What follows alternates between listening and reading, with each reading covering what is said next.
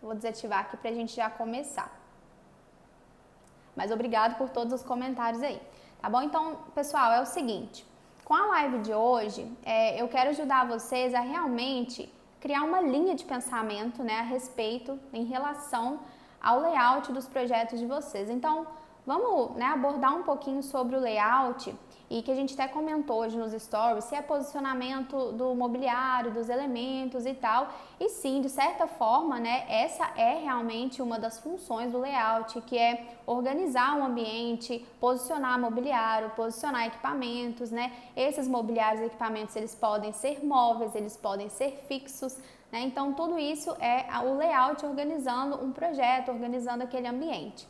Então, o layout, de uma forma ou de outra, ele está, sim, muito vinculado à questão da funcionalidade do ambiente, do espaço, de acordo com o objetivo que aquele espaço tem, né, enquanto entrega que ele vai dar para os usuários, enquanto o quão bem os usuários vão poder utilizar daquele espaço. Então, o layout está, sim, muito relacionado a isso, certo? Ao posicionamento, àquilo que é funcional.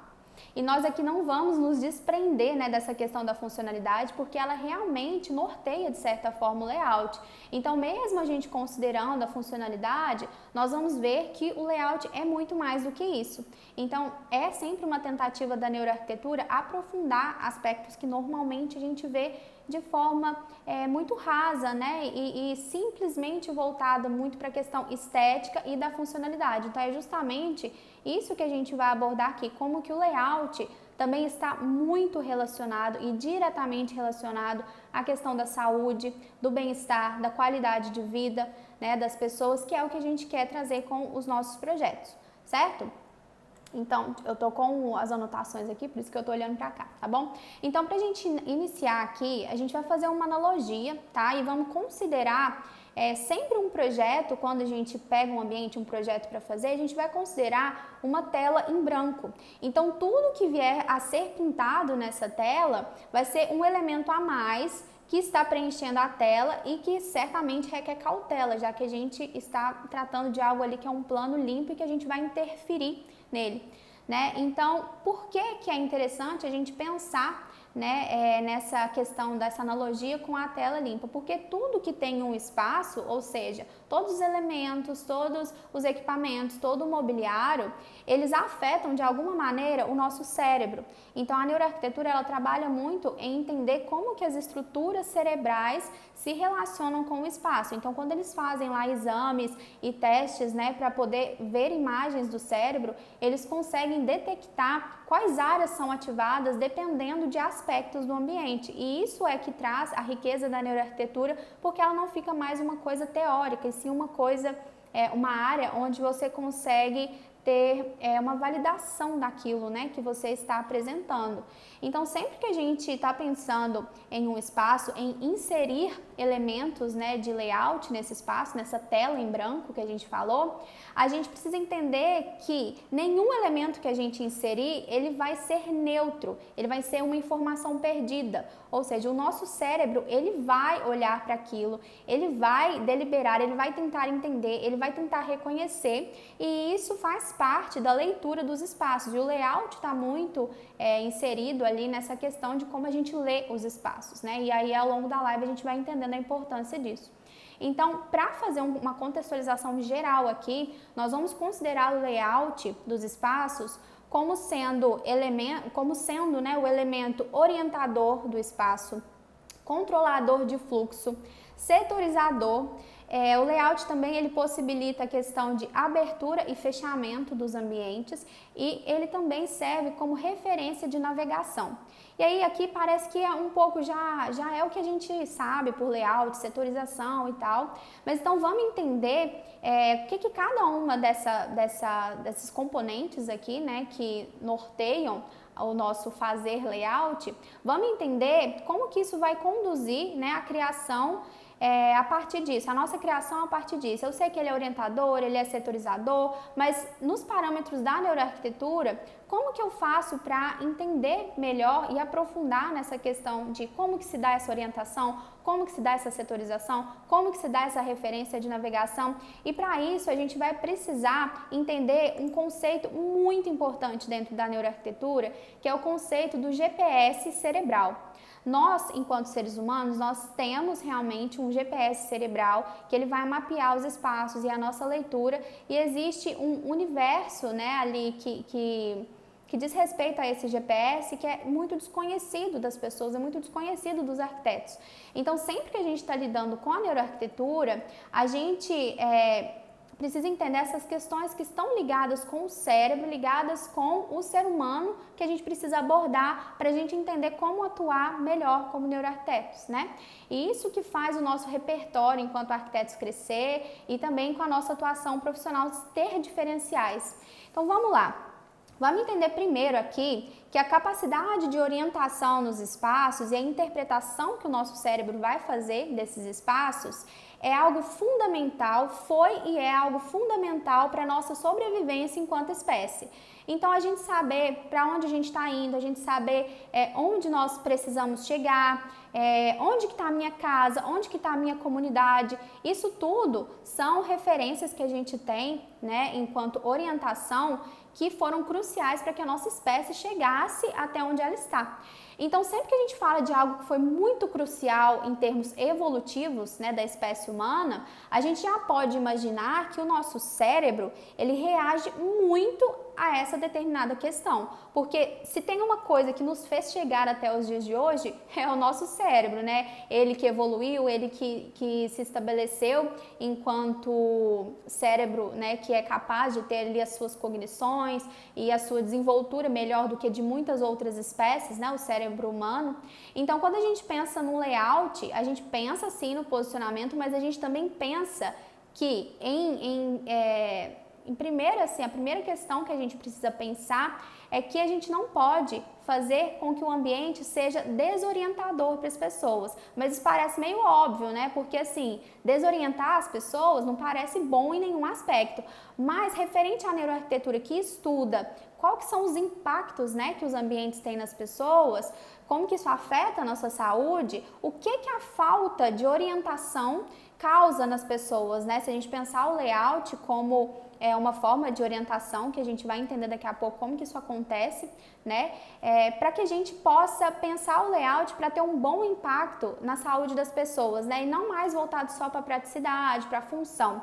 Então, como eu disse, a questão da sobrevivência, né, da orientação nos espaços, ela está diretamente ligada também com o nosso instinto de territorialidade. O que seria isso? É que isso não é somente com nós, seres humanos, né? É com a maioria das espécies, mas nosso cérebro ele é programado para reconhecer um território, e toda vez que ele se familiariza, se reconhece naquele território, o nosso cérebro se põe num estado ali de mais relaxamento, então ele economiza energia, certo? Deixa eu passar aqui. Então, sempre que a gente tem essa ligação com pertencimento, com a identidade de algum espaço ou com familiaridade, ou seja, eu reconheço esse espaço, isso aqui é tranquilo para mim e tudo mais, o nosso cérebro está se colocando numa posição de relaxamento e economizando energia. Mas quando um espaço, em contrapartida, ele não proporciona essa familiaridade para nós, ou seja, ele não proporciona uma orientação adequada, o meu cérebro, né, o nosso cérebro, ele não reconhece esse local. Então, ele coloca ali aquele local numa caixinha de algo que é desconhecido. E todas as vezes que faz com que a gente, tudo que faz com que a gente se reconheça em algo que é desconhecido para nós, ou seja, eu me vejo em um ambiente que não é conhecido por mim. Isso faz com que o nosso cérebro, ele acione um sinal de alerta. E esse sinal de alerta, todo sinal de alerta, porque tem outros gatilhos que fazem com que o nosso cérebro acione esse sinal de alerta, né? Todas as vezes que esse sinal de alerta acontece, ele traz consigo elevações dos níveis de estresse, certo? Então, é o que a gente precisa evolutivamente para nos colocarmos em uma condição de lutar ou fugir de determinadas ameaças. Então, se meu cérebro reconhece que ele está em um ambiente desconhecido, o que ele vai fazer? Opa, eu vou colocar essa pessoa, né, para poder estar num estado ideal para caso uma ameaça aconteça, ela poder fugir ou ela poder lutar contra a determinada ameaça. E essa falta de orientação que nos coloca, né, coloca para o nosso cérebro aquele espaço como sendo um espaço desconhecido, ele faz com que o nosso organismo comece a liberar cortisol, adrenalina, que são hormônios justamente para nos ajudar a lutar ou fugir. Essa questão da luta e fuga é um comportamento, né, muito primitivo nosso, sabe? Ele é um comportamento que nos fez chegar até aqui hoje. Então, sempre que a gente está numa possível ameaça, num ambiente desconhecido, os nossos níveis de hormônios ruins vão ser elevados para a gente poder conseguir se colocar frente, né, e lutar com aquilo. Acontece que esse estado de tensão, e é um ponto muito importante, esse estado de tensão, né, que esse ambiente desconhecido nos coloca, além de ele aumentar os nossos níveis de estresse, ele compromete outras funções cognitivas nossas. Então, o que acontece? As funções cognitivas, que a gente pode dizer aqui, seria que realmente quando o nosso nível de estresse eleva, nós ficamos momentaneamente menos inteligentes, menos criativos e com um potencial de memória reduzido. E aí, agora a gente vai começar a entender o que isso tem de relevância para os nossos projetos, né? Vocês já conseguem entender um pouco aqui o que isso traz de prejuízo, né, enquanto a neuroarquitetura, mas enquanto a neuroarquitetura apresenta para os projetos, né? Mas vamos entender agora como que a gente consegue conceber os projetos, levando em consideração essas questões para gerar melhores resultados. Né? Então, como que a gente vai fazer com que os nossos usuários possam se encontrar num estado mental adequado para aquela atividade que aquele ambiente precisa proporcionar, né? Então, cada elemento de um layout, ele vai ser interpretado pelo cérebro, ele vai ser analisado. Então, existem elementos dentro da arquitetura que eles parecem ser muito inofensivos, parecem que não vão causar nenhuma reação ruim do nosso cérebro, mas eles podem ocasionar essa elevação do estresse, e aí isso vai ter consequências, principalmente consequências que não são legais, não são interessantes para o objetivo do projeto. Então, se eu tenho um ambiente que ele é destinado ao aprendizado e eu, por causa da orientação do espaço, eu elevo os níveis de estresse, a pessoa fica com essa queda no potencial cognitivo dela, ela não vai ter o resultado de aprendizado ideal que ela precisaria, né? Então, só para a gente ilustrar aqui, vamos pensar o exemplo, por exemplo, de um hospital e de uma escola. O hospital, que é um ambiente de um atendimento de urgência, por exemplo, né? E a escola, que é de aprendizado. Então, se esses ambientes eles forem desorientadores para o nosso GPS cerebral, eles vão comprometer o desempenho das funções, né, que as pessoas precisam executar nesse espaço. Então, o atendimento para o cliente, para o paciente, né, no caso do hospital, ele pode ser comprometido, porque para um médico poder receber um paciente e poder diagnosticar, poder fazer um atendimento ali humano ou até um atendimento de urgência como uma cirurgia, ele precisa estar no estado mental correto para aquilo, certo? Então, se ele chegou no hospital e ficou completamente desorientado, ele não sabia qual que era a sala que ele precisava ir, e aquele hospital completamente em blocos uniformes, que é tudo igual, não consegue diferenciar, não tem muita referência, ele vai chegar na sala de cirurgia com um estado mental alterado, negativo para a atividade que ele precisa exercer ali dentro. Então, sobre o nosso GPS, gente, ele existe mesmo, de forma física. A gente tem estruturas no nosso cérebro, duas estruturas principais, que é o hipocampo e o córtex entorrinal, que são justamente as estruturas que fazem esse mapeamento. Então, todas as vezes que a gente tem familiaridade, que a gente consegue se desenrolar bem ali num ambiente, mesmo que ele seja desconhecido, é porque o nosso cérebro já criou esse mapeamento, essas estruturas para conseguir se locomover. Então, vamos trazer isso agora para os projetos, né? Já que a gente percebeu que o layout ele é capaz de orientar, ele é capaz de delimitar os espaços. Então, assim, Hoje em dia, a realidade dos espaços dentro da arquitetura é uma realidade bastante integrada. Então, a gente tem, os ambientes não são mais aqueles bloquinhos fechados, seja residencial, seja comercial, corporativo, a integração faz muita parte. Então, os ambientes normalmente eles são organizados, delimitados através do layout. Não é mais só através de paredes, através da estrutura física, né, da construção arquitetônica, e sim do layout. O layout ele entra muito agora nessa questão realmente de setorizar bem os ambientes. Então, a primeira resposta que a gente tem para nortear os nossos projetos através desse pensamento já, né, de que o layout ele vai influenciar na boa execução das nossas atividades e tudo mais, é a gente pensar o layout de duas maneiras principais.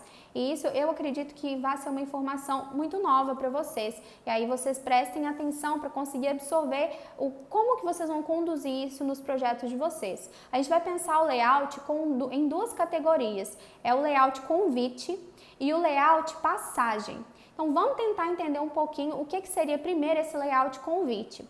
O layout convite ele é justamente quando você prepara a organização ali do layout daquele ambiente para que ele possa propiciar uma permanência convidativa. Então é realmente para a pessoa conseguir permanecer naquele espaço e ela ter respostas claras e que são de familiaridade dela. Então aqui entra um aspecto bem importante, que é a gente conhecer bem a persona, conhecer bem para quem que é aquele espaço, para quem que eu estou projetando, porque as respostas claras, elas vêm da forma como a pessoa tem familiaridade com aquele ambiente. Então, usuários diferentes, eles têm familiaridades diferentes com ambientes diferentes, certo? Eu estou completamente acostumada, por exemplo, a ir em um ambiente universitário, porque eu já fiz faculdade, porque eu já estudei lá, mas uma pessoa que nunca frequentou uma universidade, ela não vai ter essa familiaridade com o ambiente e por isso é importante a gente conhecer quem que é a nossa persona, certo? Então, o ambiente convite, o layout convite, ele não é um convite necessariamente para a pessoa sentar e relaxar, como seria, por exemplo, num residencial. Entra isso também, mas é um ambiente que permita que a pessoa entre nele e que ela faça a leitura daquele espaço de forma que ela consiga se dirigir rapidamente à atividade que ela precisa fazer. Então, é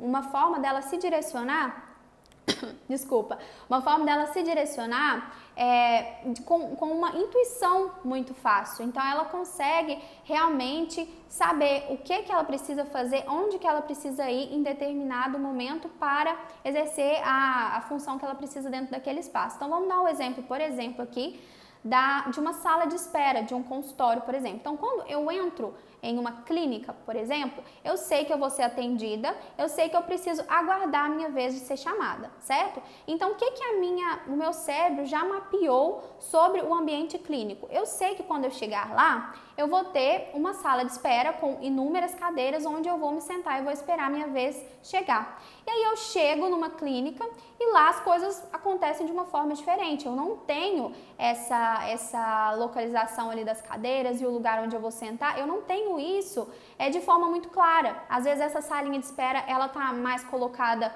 um pouquinho mais afastada, eu chego lá, eu não consigo enxergar esse ambiente para qual eu fui preparado para me deparar. Então, nesse momento, eu já me coloco em uma situação de um pouco mais estresse, porque o meu cérebro vai começar a processar a informação daquele ambiente, tentar identificar como que ele vai proceder, para onde que ele vai, o que ele tem que fazer, e aí eu já começo a levar os meus níveis de estresse, comprometer a minha memória, comprometer a minha inteligência, né, comprometer a minha criatividade, e aí quando eu entro para minha consulta, eu posso esquecer informações que eu precisava dar para aquele médico, e aí as coisas começam a não funcionar da forma como deveriam, né? Então, o ambiente, o layout, né, que ele convida, ele realmente precisa acolher e ele precisa fazer com que a pessoa se sinta confortável a realizar a atividade que ela precisa. Então, como que a gente pode fazer isso? A gente pode utilizar de pistas no ambiente. Então, quando a pessoa entra no ambiente, para onde eu quero que ela se direcione, eu posso utilizar artifícios de layout justamente para que sejam o ponto chamativo naquele ambiente, justamente para a pessoa saber para onde ela se encaminha. E aí isso faz com que ela chegue ali, já faça aquela leitura e se coloque um pouco mais tranquila em relação ao espaço.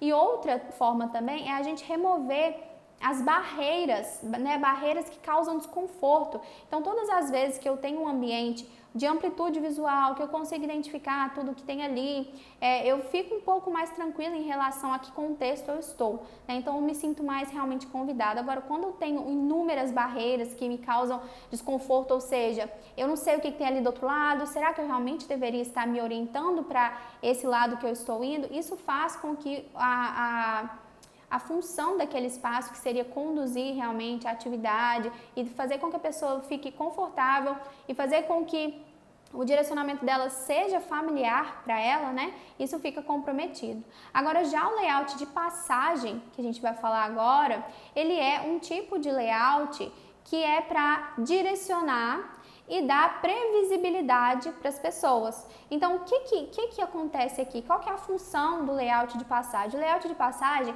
é para eu saber exatamente onde aquela passagem está me levando. E por que isso é importante? Porque todas as vezes que eu me coloco em um ambiente e eu me ponho a caminhar por ele para chegar em um destino final e eu não sei para onde eu estou indo, eu não sei onde aquela determinada passagem vai me levar, isso faz com que o meu cérebro, de novo, se coloque no sinal de alerta, certo?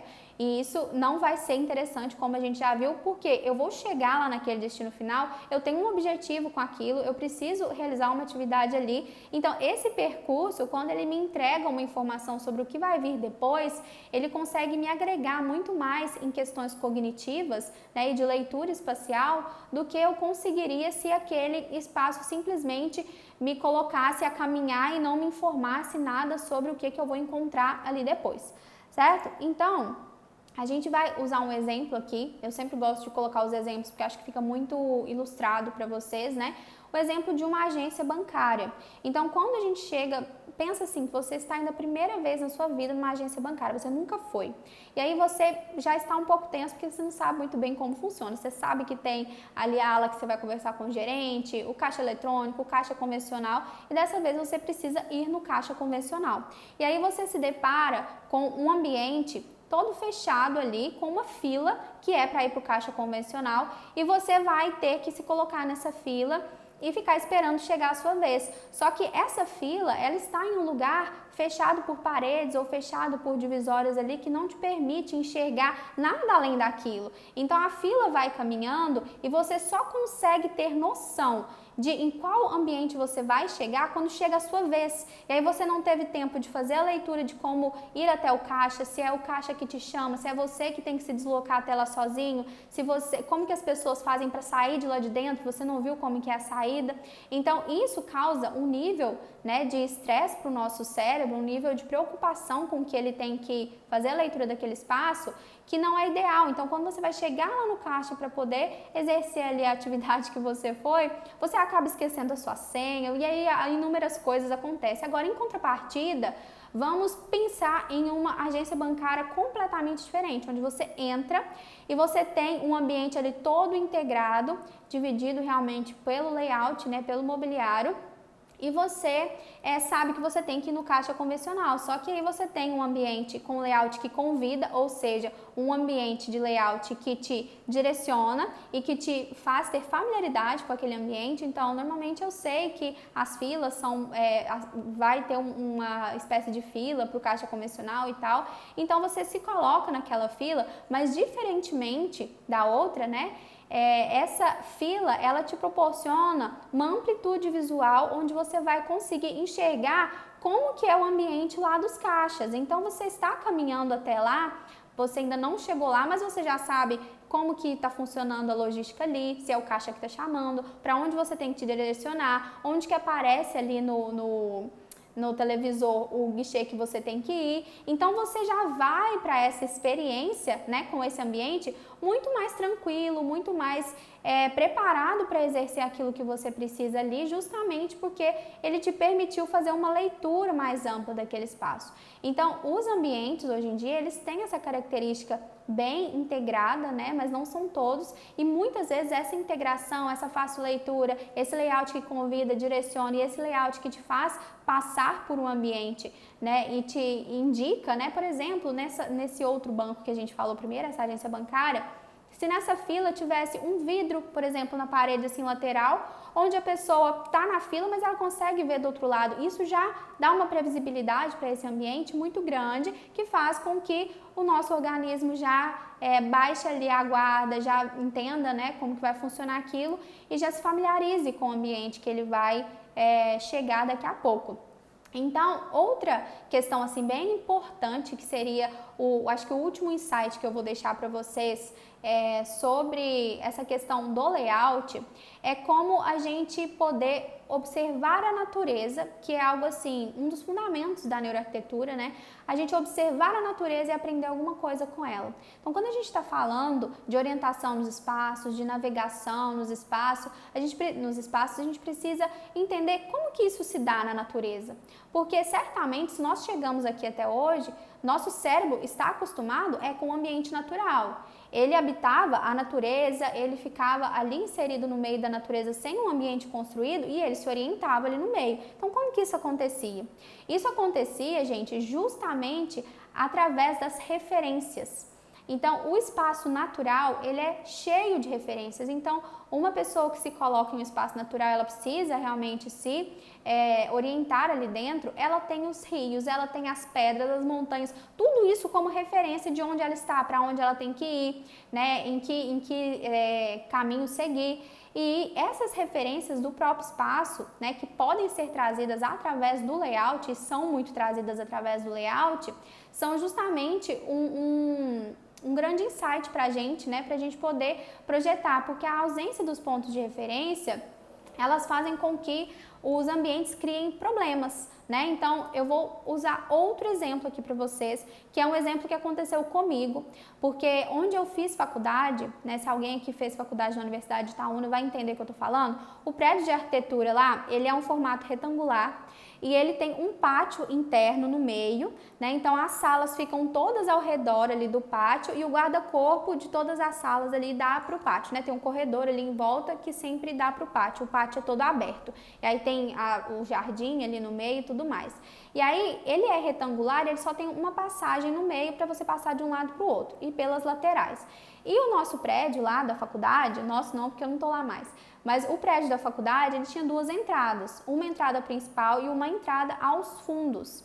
O que acontecia nesse prédio é que, normalmente, né, com vocês também deve ter sido assim, na faculdade, cada dia a gente tem aula numa sala. E cada semestre também as salas mudam, né? A gente vai para uma sala que a gente nunca foi e tudo mais. Gente, esse prédio era tão difícil da gente se orientar que acontecia muito de a gente mudar de sala e a gente, na hora de ir embora, a gente não sabia para onde que estava a entrada principal, para qual lado. Por quê? Porque o prédio era totalmente uniforme, os blocos, as salas, as informações contidas no corredor eram todas tão iguais, não tinha nenhuma informação ali que nos referenciasse. Então, às vezes, a gente tinha que passar de sala em sala e ver se os números o número da sala estava aumentando, estava diminuindo, para a gente ver para onde que tinha que seguir. Então, às vezes, a gente chegava na porta da sala para sair, né, para ir embora.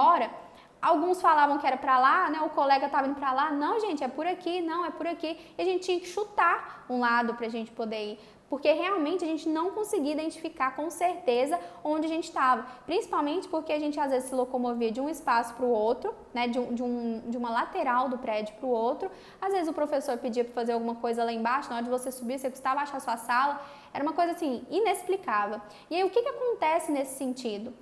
Quando a gente está falando de um ambiente, de um projeto, a gente sempre tem um objetivo, certo? Então, o objetivo de uma universidade é fazer com que as pessoas que estão ali aprendam, que as pessoas consigam absorver, né, de forma cognitiva os conteúdos, as matérias e tudo mais. Então, quando eu chego num prédio da minha faculdade e eu preciso chegar na minha sala e eu tenho dificuldade de me orientar nesse espaço, o que vai acontecer? Eu vou elevar esses níveis de estresse, eu vou reduzir a minha capacidade cognitiva e eu vou chegar na sala de aula e eu tenho que apresentar um trabalho que eu tive que estudar, que eu tive que memorizar, eu vou ter que realmente fazer uma prova, exercer alguma capacidade cognitiva ali que naquele momento vai estar reduzida por causa do percurso que eu fiz. Então, olha só como que isso interfere, né, na nossa capacidade de exercer as atividades dentro dos ambientes. Então, isso é um problema que a gente precisa trazer para a margem, né, dos nossos projetos, para a gente entender que o layout não é só fazer o ambiente funcionar, é fazer as pessoas estarem em uma capacidade cognitiva, mental e comportamental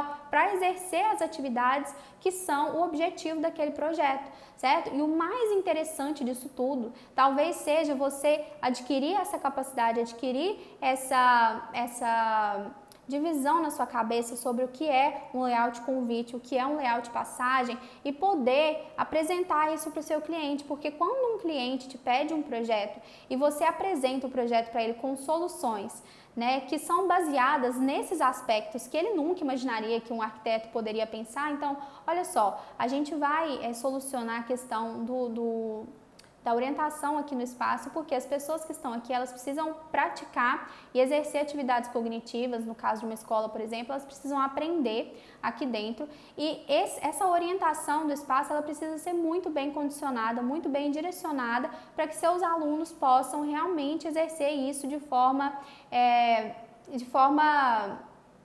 realmente eficaz, né? Eles precisam realmente aprender. O objetivo dali é realmente aprender, então eles precisam fazer isso, certo? Então, olha só, as alternativas que a gente tem aqui é trazer referências para layout desse ambiente, para que as crianças não, né? Para que as pessoas possam se orientar aqui dentro e terem uma capacidade cognitiva ali mantida, certo? Então, todas as vezes que você pode apresentar um projeto para um cliente, apresentando as características, né, da neuroarquitetura, da neurociência, explicando para ele, olha, a falta de orientação dentro de um espaço, ela pode ocasionar isso, isso e isso no seu usuário, é por isso que essa solução está sendo apresentada dessa maneira, para que traga pontos de referências para os seus alunos poderem ter esse domínio, né, do espaço que eles estão, porque essa familiaridade com o espaço, essa territorialidade é muito importante para o desempenho daquilo que o projeto que você está me pedindo precisa desempenhar. Então, precisa, né, atingir. Então, isso é que é o interessante da gente pensar o layout como uma forma não de a gente apenas organizar os espaços, mas de a gente organizar os usuários mentalmente para utilizarem aquele espaço. Então, sempre que a gente puder não trazer muitas barreiras visuais, a não ser que seja uma saída, assim, uma estratégia realmente do projeto, né? Sempre que a gente puder colocar as pessoas para terem um contato do contexto geral daquele ambiente, isso faz com que essa previsibilidade faz com que as pessoas estejam em um melhor condicionamento mental para utilizar aquele espaço, certo? Então, era isso que eu queria trazer para vocês hoje. Espero que vocês tenham gostado, espero que tenha ajudado vocês de alguma forma, né, a mudarem um pouco a forma de enxergar essa questão do layout, de como organizar os espaços. Então, é sim o posicionamento, é sim a funcionalidade, mas é sim a questão da saúde mental das pessoas que vão estar ali, porque se todos os dias a gente frequenta ambientes que elevam os nossos níveis de estresse, porque a gente nunca sabe se orientar, ruas de cidade que são muito iguais e as pessoas ficam perdidas ao se orientarem por ali, né? Tudo isso faz com que, de pouco em pouco, a gente sempre tenha uma sobrecarga de estresse no organismo e isso prejudica a nossa saúde no longo prazo, certo? Então, sempre, né? E a gente aqui não está falando nem de ambientes desconhecidos. O exemplo que eu dei, por exemplo, da minha faculdade, era um ambiente que eu fiquei ali durante 5 anos e durante os 5 anos as pessoas tinham dificuldade de se locomover por ali. Então, isso, todos os dias, acaba sendo realmente algo pesado para o nosso sistema nervoso processar, algo pesado para que a gente consiga dividir a atenção entre aquilo que eu preciso fazer no ambiente e toda a leitura difícil que eu tenho que fazer daquele espaço. Então, é isso que eu queria trazer para que vocês reconheçam o layout como uma forma de trazer saúde, bem-estar, né, trazer melhor capacidade cognitiva nas pessoas, nos usuários, e eu espero que vocês tenham gostado. Eu vou ativar os comentários aqui de novo, só para ver se vocês falaram alguma coisa. E aí eu queria agradecer por todo mundo que participou, né? Essa é a nossa terceira live da maratona que a gente está fazendo até o final de abril. Então foi sobre layout, mas a gente vai ter outras lives ainda, outros temas que eu vou soltando aqui para vocês. Então muito obrigada por todo mundo que participou, por todo mundo que ficou até agora. Espero que tenha ajudado vocês a terem esses insights diferentes, esse novo olhar, né, na hora de projetar o layout de vocês, que não é só colocar os móveis ali e posicionar, não. É pensar realmente nas aberturas, nos fechamentos que vocês vão colocar, na amplitude visual, nas barreiras que às vezes são necessárias, mas entendendo que existe um ser humano ali atrás, né, que vai utilizar esse ambiente e que vai precisar fazer a leitura dele. Então vamos facilitar, vamos trazer isso para o mais próximo, o mais familiar possível daquela persona que você tem no projeto. É por isso que a gente precisa sempre ter uma persona bem definida e um objetivo de projeto bem definido. Não vou cansar de falar isso. Então, olha só, agradeço muito, vocês estão falando que abriu muito a visão, muito legal, obrigado, muito show. Gente, eu que agradeço, viu? Laura, Lohane, gente, muito obrigado. Vou trazer mais conteúdos para vocês, tá? Tô acenando pro pessoal aí, mas na verdade a gente já tá saindo.